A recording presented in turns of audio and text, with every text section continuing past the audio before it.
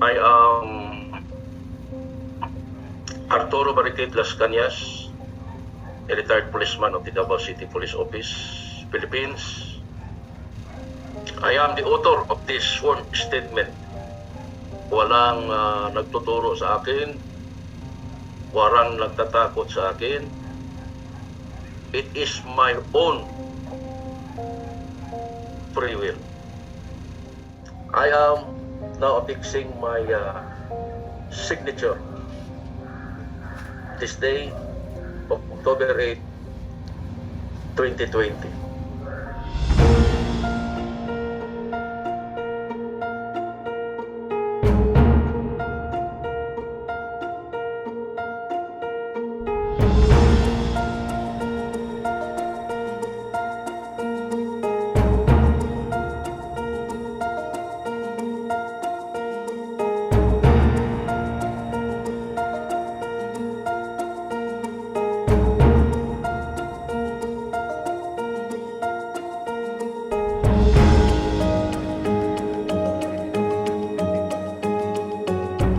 I've been a policeman in Davao City for 34 years and 8 months.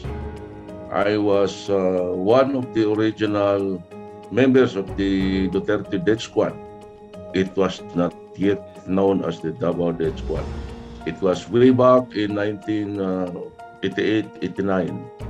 And I can narrate everything what our group did, particularly our group. The whole Davao Death Squad network was used as Mayor Rodrigo Roa Duterte's personal killing machine. They took advantage of our blind loyalty to him and our greed for money to promote and protect his personal and political interests.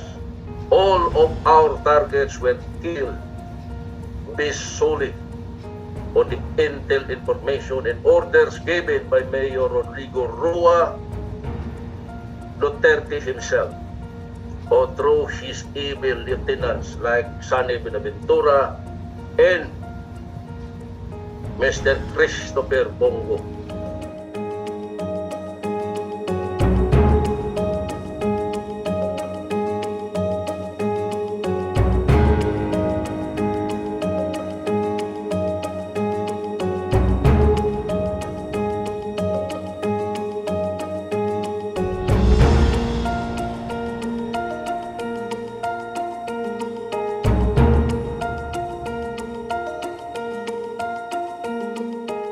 Back then now, none of the Davao Death Squad members attempted or even dared to validate these intel reports, and we just killed them simply because we believe in and blindly follow Mayor Rodrigo Roa Duterte.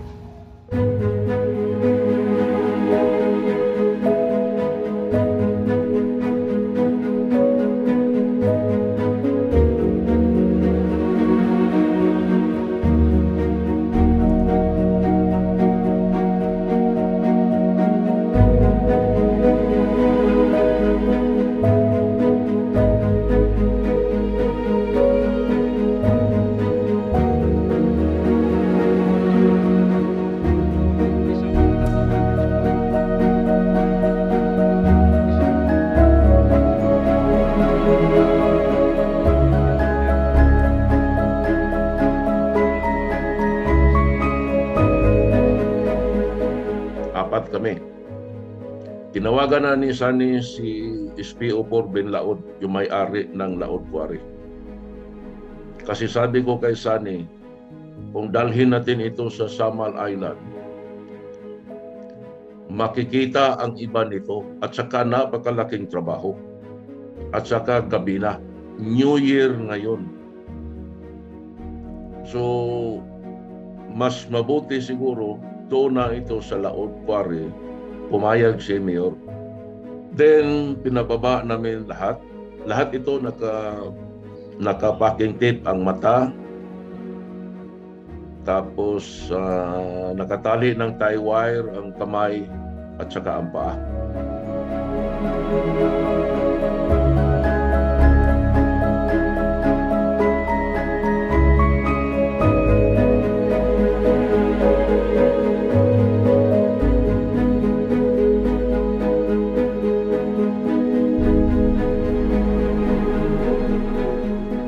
then sinabi ko kang Alan C, saan ang mga documents mo? Kasi wala siyang wallet eh.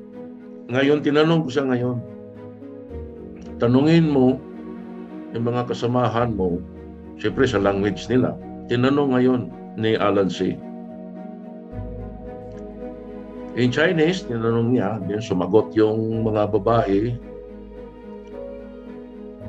Kung hindi ako nagkamali, 6 o 7 sa kanila nagsabi kay Alan C. na ang kanilang passport ay nasa kanilang employer na si Michael Yang of DCLA store. Yung the rest, sinabi kinuha ng police during the arrest sa kanila. Dito medyo nangamba ako, kinabahan ako. Kasi nakilala ko na si Michael Yang. Na very close kay Mayor Duterte, very close kay Sammy Oy, Sani Buenaventura, kay Bongo.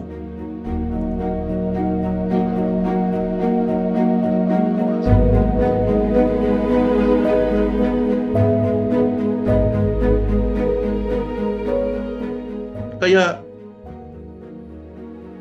tama lang talaga ang timing na International Criminal Court na mag-conduct sila ng full-blown investigation. Hindi lang sa 2011, ibalik niyo pa doon sa 88. Bakit?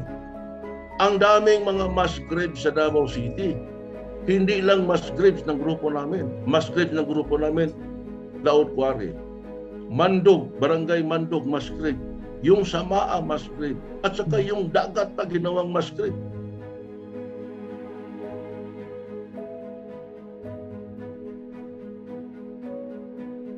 Alis ko sa iyo, Mayor Digong Duterte, magharap tayo sa ICC.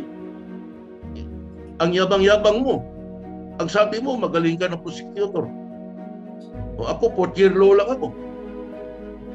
Iharapin mo ako. Kung pwede, bigyan pa kita ng partida. Anong gusto mong hingiin mo? Bigay ko. Sabihin mo, I waive my right against self-incrimination. Gawin ko yun. Kung pwede pa, no counsel, gawin ko yun. Harapin kita. Kasi purpose ko, makulong ako tayong dalawa. Dito, level ang playing field nating dalawa. Ipakita mo na sinungaling ako. Now, kung ma-prove mo na nagsinungaling ako, simple lang ang ibigay kong reward sa iyo. I will commit harakiri in public. That's it.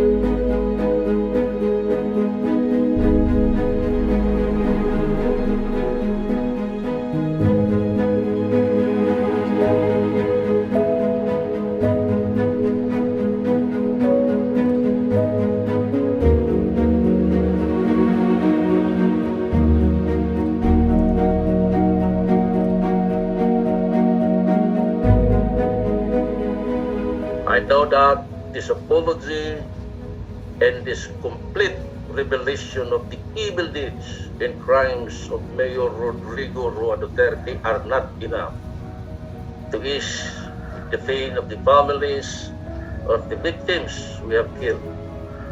It is also not enough to redeem my lost soul. But this is the least I could do. To try to make up for the monstrosity that I have done. More importantly, I am hoping that this will be an important step in finally stopping this evil this monster, Rodrigo Roa Duterte. His terror, death, and destruction that Rodrigo Roa Duterte had imposed on our country and our people.